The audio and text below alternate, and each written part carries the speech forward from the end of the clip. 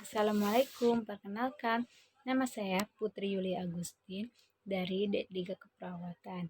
Saya mahasiswi dari Stikes Wijaya Husada Bogor.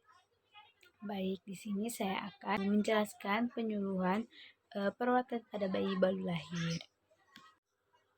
Pokok pembahasan kali ini, tujuan umum video ini untuk mengetahui tanda-tanda bahaya pada bayi baru lahir dan perawatan bayi baru lahir. Baik, kegiatan penyuluhan hari ini yang pertama ada pembukaan, yang kedua ada inti dari penyuluhan ini, dan yang terakhir ada penutupan. Nah, yang pertama kita membuka penyuluhan ini dengan membaca basmalah. Baik, langsung saja kepada inti penyuluhan perawatan bayi baru lahir. Di sini saya akan menjelaskan sedikit perawatan bayi baru lahir dan tanda bahaya pada bayi baru lahir. Bayi baru lahir adalah bayi lahir dari kehamilan 37 minggu sampai 42 minggu dan berat badan dari 250 gram sampai 400 gram dan telah mampu hidup di luar kandungan. Pengertian tanda-tanda bahaya pada bayi baru lahir adalah suatu keadaan atau masalah pada bayi yang lahir yang dapat mengakibatkan kematian pada bayi. Apakah ibu di sini tahu tentang neonatus? Jika tidak tahu, di sini saya akan sedikit menjelaskan tentang neonatus.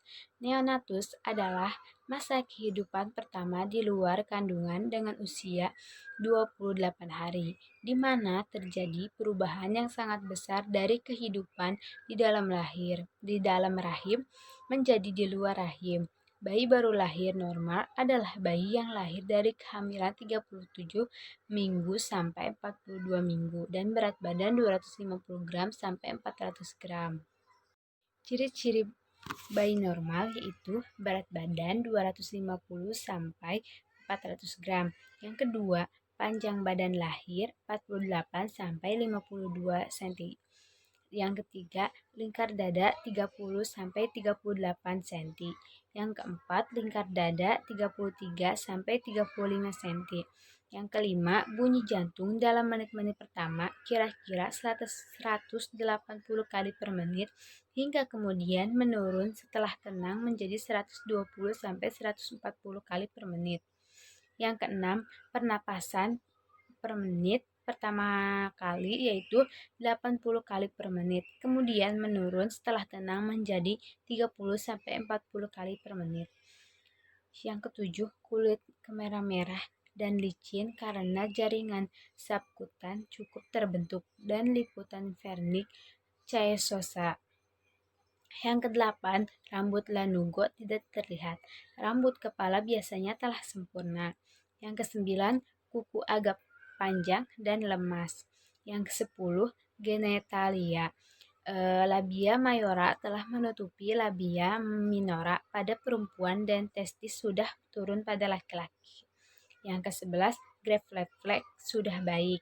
Yang ke-12, refleks moro dan hisap juga baik. Yang ke-13, eliminasi baik.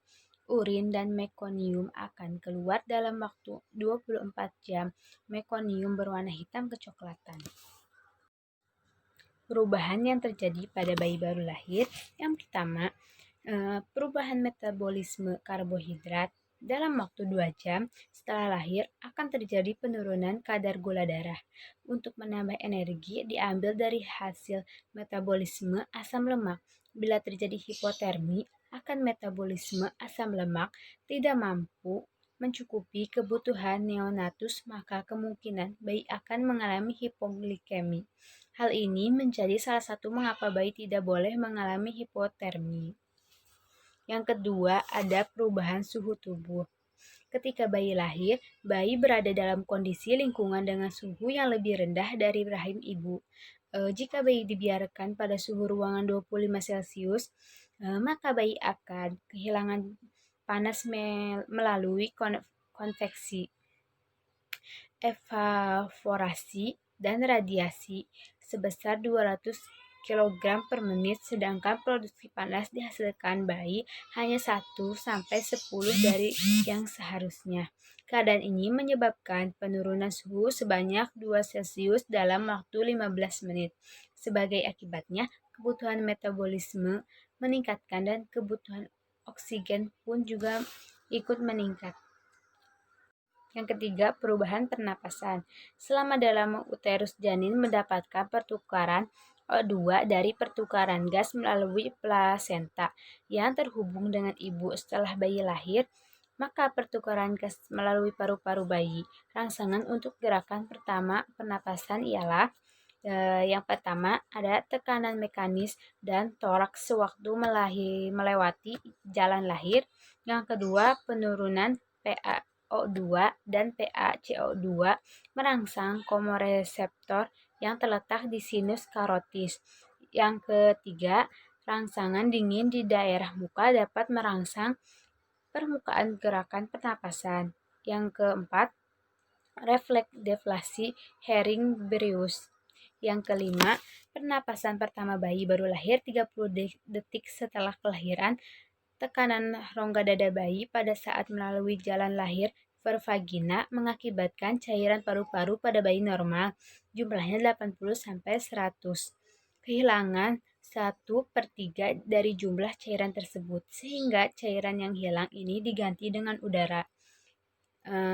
Dan paru-paru mengembang sehingga rongga dada kembali pada bentuk semula. Pernapasan pada neonatus, terutama pernapasan diafragmatik dan biasanya masih tidak teratur frekuensi dan dalamnya pernapasan. Yang keempat, ada perubahan sirkulasi. Dengan berkembangnya paru-paru mengakibatkan tekanan 2.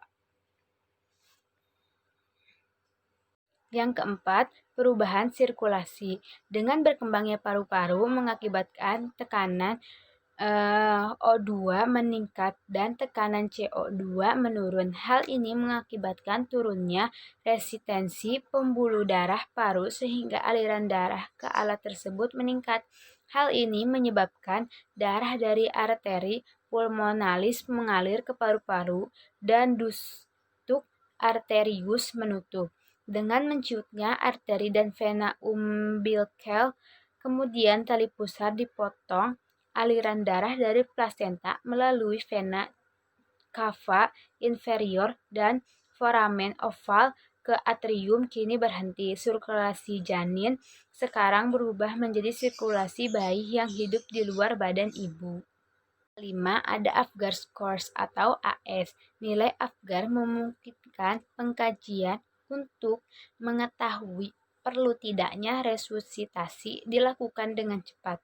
Pengkajian ini dilakukan berdasarkan 5 aspek yang menunjukkan kondisi fisiologi neonatus tersebut, yakni denyut jantung dilakukan dengan auskultasi menggunakan stetoskop, pernapasan berdasarkan retraksi dinding dada, dan tonus otot berdasarkan derajat fleksi ekstremitas, refleks berdasarkan tepukan halus pada kaki, dan warna dideskripsikan sebagai pucat, sianotik, atau merah muda. Setiap hal tersebut diberi 0 sampai 1 atau 2. Evaluasi dilakukan pada menit pertama dan menit kelima setelah bayi lahir. Nilai 0 sampai 3 mengindikasikan bayi distres berat. Nilai 4 sampai 6 mengindikasikan kesulitan sedang. Nilai 7 sampai 10 mengindikasikan bayi tidak sulit menyesuaikan diri dengan keadaan di luar rahim. Nilai Apgar tidak dapat dipakai untuk memperkirakan gangguan neurologis pada masa yang akan datang. Dan selanjutnya, tanda-tanda bahaya bayi baru lahir. Berikut beberapa tanda yang perlu Anda perhatikan dalam mengenali kegawatan pada bayi baru atau neonatus. 1. Bayi tidak mau menyusu. Anda harus merasa curiga jika bayi tidak mau menyusu. Seperti yang kita ketahui bersama, ASI adalah makanan pokok bayi. Jika bayi tidak mau menyusu, maka asupan nutrisinya akan berkurang dan ini akan berefek pada kondisi tubuhnya. Biasanya bayi tidak mau menyusu ketika sudah dalam kondisi dehidratis berat. Lampiran dari penyuluhan ini, bayi baru lahir sangat rentan terhadap perubahan lingkungan. Kesalahan dalam menilai kondisi bayi dan memposisikan bayi dapat menyebabkan kecacatan bahkan kematian pada bayi baru lahir.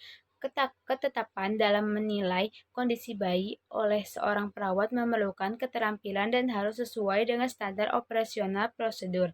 Setiap bayi baru lahir diberikan salep mata dan vitamin K sebagai antisipasi menghindari terjadinya infeksi yang didapat ketika melalui jalan lahir. Setiap kali prosedur dilakukan, upaya untuk mencegah atau mengurangi hilangnya panas pada bayi baru lahir dengan cara perawat dapat membantu menstabilkan suhu ruangan 24-25 derajat Celcius, mengeringkan dan membungkus bayi dan memberikan selimut atau aplikasi klinis riset. Posisi bayi sebaiknya berbaring miring dengan diputar ke sisi kanan dan diganjal di bagian punggung. Posisi ini untuk memfasilitasi drainase dari mulut dan untuk mempercepat pengosongan kedalaman usus kecil. Nah, dan tadi ada pertanyaan yang pertama yaitu jelaskan pengertian bayi baru lahir. Pengertian bayi baru lahir adalah bayi yang lahir dari kehamilan 37 minggu sampai 42 minggu dan berat badan dari 250 gram sampai 400 gram dan telah mampu hidup di luar kandungan. Pertanyaan yang kedua yaitu tanda bahaya pada bayi. Tanda bahaya pada bayi yaitu bila bayi tidak mau menyusu. Karena jika bayi tidak menyusu akan berkurang dan ini akan berefek pada kondisi tubuhnya.